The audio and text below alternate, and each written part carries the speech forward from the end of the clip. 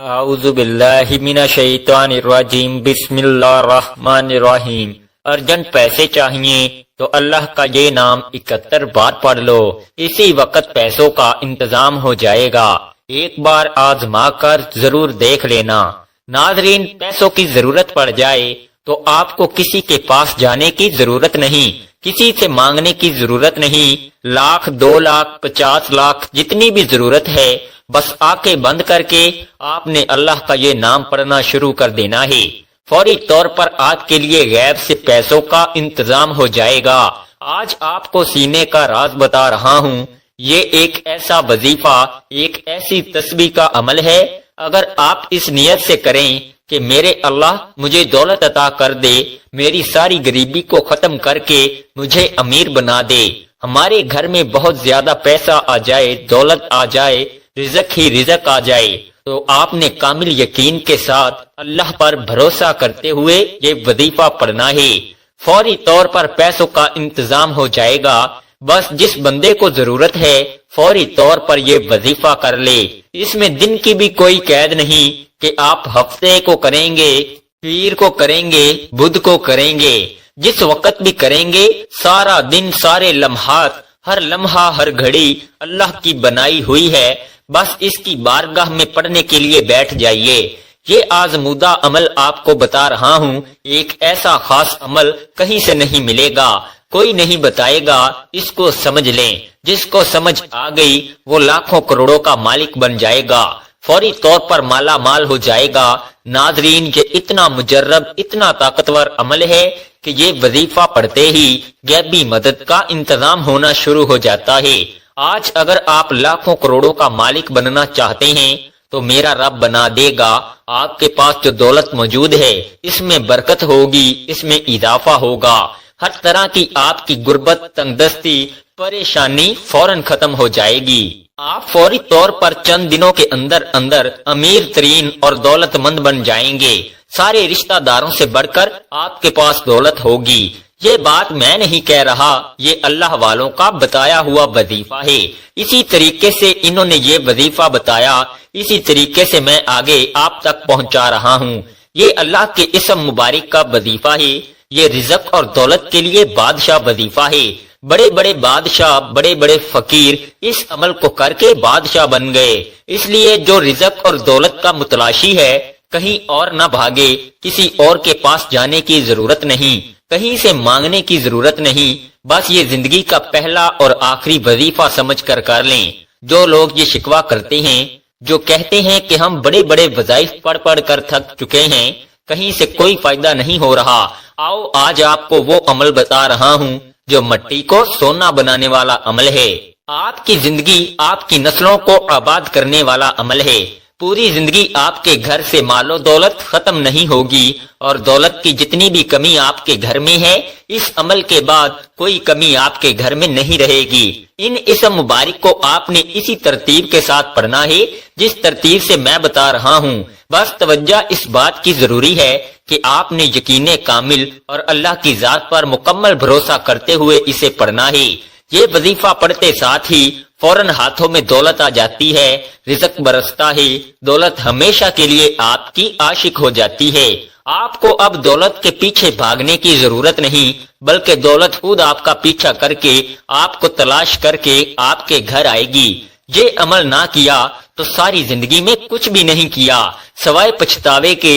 اگر آپ اپنے حالات بدلنا چاہتے ہو تو فوری طور پر اللہ کی جانب رجوع کر لو، تو بالکل آپ کو فتح ملے گی، ہر مقصد میں کامیابی ملے گی، اور انشاءاللہ مقدر سنور جائے گا۔ وقت کی نزاکت کو مد نظر رکھتے ہوئے آئیے ناظرین آج کے اس بابرکت عمل کی طرف چلتے ہیں۔ لیکن اس سے پہلے اگر آپ اس چینل پر نئے ہیں اور آپ نے ابھی تک اس چینل کو سبسکرائب نہیں کیا تو اس چینل کو ابھی سبسکرائب کر لیں، کیونکہ ایسے بہت سے وظائف، بہت سے اعمال میں روزانہ کی بنیاد پر آپ کے حوالے کرتا رہوں گا انشاءاللہ۔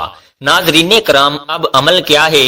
کسی بھی دن، کسی بھی نماز کے بعد آپ کو جب جہاں جیسے وقت مل جائے، باوضو مصلی پر بیٹھ کر آپ نے سب سے پہلے نبی کریم صلی اللہ علیہ وآلہ وسلم کی ذات مبارکہ پر 11 بار درود پاک پڑھنا ہے۔ درود پاک آپ کوئی سا بھی پڑھ سکتے ہیں، آپ چاہیں تو آسان اور مختصر سا درود صلی اللہ علیہ وآلہ وسلم پڑھ لیں یا صلی اللہ علی محمد پڑھ لیں، لیکن اگر آپ کے پاس وقت ہے تو کوشش کیجئے کہ نماز والا درود یعنی درود ابراہیمی پڑھیں، کیونکہ درود ابراہیمی فضیلت کے اعتبار سے سب سے زیادہ افضل ہے۔ ہمارے پیارے آقا صلی اللہ علیہ وآلہ وسلم بھی تمام درودوں میں درود ابراہیمی کو ہی زیادہ پسند کرتے تھے۔ درود ابراہیمی ایک بار ثواب کی نیت سے میرے ساتھ بھی پڑھیے گا۔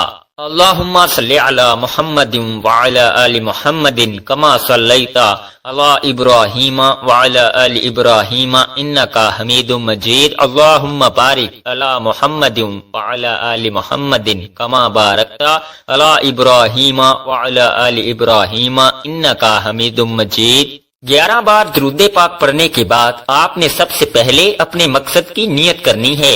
اگر آپ کرائے کے مکان میں رہتے ہیں، آپ اپنا ذاتی گھر خریدنا چاہتے ہیں، گھر مانگ لیجئے۔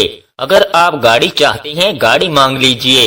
آپ نے لاکھ کوشش کر لی پھر بھی آپ کو نوکری نہیں مل رہی تو نوکری کے لیے پڑھ لیجئے، من پسند شادی کے لیے پڑھ لیں، قرض سے نجات کے لیے پڑھ لیں، چاہے آپ کی کوئی بھی حاجت ہے اس کے لیے پڑھ لیں۔ آج نیت کر کے بیٹھنا، یہ نہ سوچنا کہ انسانی عقل کیا کہتی ہے کہ یہ کام نہیں ہو سکتا، آپ کی ہر ناممکن حاجت انشاءاللہ ممکن ہو جائے گی۔ اپنے تمام مقاصد کی نیت کرنے کے بعد آپ نے ایک بار اعوذ باللہ من الشیطان الرجیم بسم اللہ الرحمن الرحیم پڑھنا ہے اور وظیفے کا آغاز کرنا ہے۔ اور سب سے پہلے نمبر پر جو وظیفہ آپ نے پڑھنا ہے وہ وظیفہ ایک قرآنی سورت کا وظیفہ ہے، اور وہ قرآنی سورت سورہ کوثر ہے۔ سورہ کوثر ایسی طاقتور سورہ مبارکہ ہے کہ آپ کے کاروبار میں بندشیں ہیں، آپ کے بچوں کے رشتوں میں جتنی بھی رکاوٹیں ہیں، آپ کے گھر میں جتنے بھی جادو جنات کے اثرات ہیں، آپ کی اولاد پر جتنی بھی نظریں بد ہیں، انشاءاللہ سب کی سب جڑ سے ختم ہو جائے گی۔ سورہ کوثر پڑھنے سے تقدیریں بدل جاتی ہیں، نصیب کھل جاتے ہیں۔ سورہ کوثر قرآن پاک کی سب سے چھوٹی سورت ہے لیکن اس کے فائدے بے شمار ہیں۔ سورہ کوثر کی تلاوت سماعت فرما لیں۔ بسم اللہ الرحمن الرحیم انا اعطیناک الکوثر فصلی لربک وانحر ان شانئک ھو الابتر۔ سورہ کوثر کو آپ نے صرف 11 بار پڑھنا ہے۔ آج سورہ کوثر کو صرف 11 بار پڑھنے سے آپ کے کاروبار سے بندشیں ٹوٹ جائیں گی، بیٹی کے رشتے میں رکاوٹیں ختم ہو جائیں گی، گھر سے جادو جنات کے اثرات ختم ہو جائیں گے، دکان دفتر کاروبار نظر بد جادو جنات سے اللہ کی حفاظت میں چلے جائیں گے۔ تو پھر دنیا کی کون سی طاقت آپ سے آپ کی کامیابی کو چھین سکتی ہے؟ آپ نے سورہ کوثر کو توجہ کے ساتھ، دھیان کے ساتھ، پورے خلوص نیت سے صرف 11 بار پڑھنا ہے۔ جب آپ پہلے نمبر پر سورہ کوثر پڑھ لیں تو پھر فوری طور پر آپ نے دوسرے نمبر پر جو وظیفہ پڑھنا ہے وہ وظیفہ سورہ اخلاص کا وظیفہ ہے۔ یہ ایک ایسی قرآنی صورت ہے جسے پڑھنے والا اللہ کے قریب ہو جاتا ہے۔ اس صورت میں اللہ کی وحدانیت کا ذکر ہے، اللہ کی وحدانیت کا ذکر کرنے والا اللہ کا لاڈلا بن جاتا ہے۔ آپ نے سورہ اخلاص کو صرف 11 بار پڑھنا ہے۔ یاد رکھیے کہ سورہ اخلاص صرف 3 بار پڑھنے سے ایک مکمل قرآن مجید کا ثواب ملتا ہے۔ سورہ اخلاص کی تلاوت سماعت فرما لیں۔ بسم اللہ الرحمن الرحیم قل هو اللہ احد اللہ الصمد لم یلد ولم یولد ولم یکن لہ کفوا احد۔ سورہ اخلاص کو صرف 11 بار پڑھنے کے بعد کرم کی نظر ہو جاتی ہے، پھر بندہ جس طرف قدم بڑھاتا ہے کامیابی اس کا مقدر ہو جاتی ہے۔ وہ جس چیز میں ہاتھ ڈالتا ہے وہ سونا ہو جاتی ہے۔ وہ جو کئی سالوں سے نہ مل سکا آج سورہ اخلاص کو صرف 11 بار پڑھتے ہی مل جائے گا۔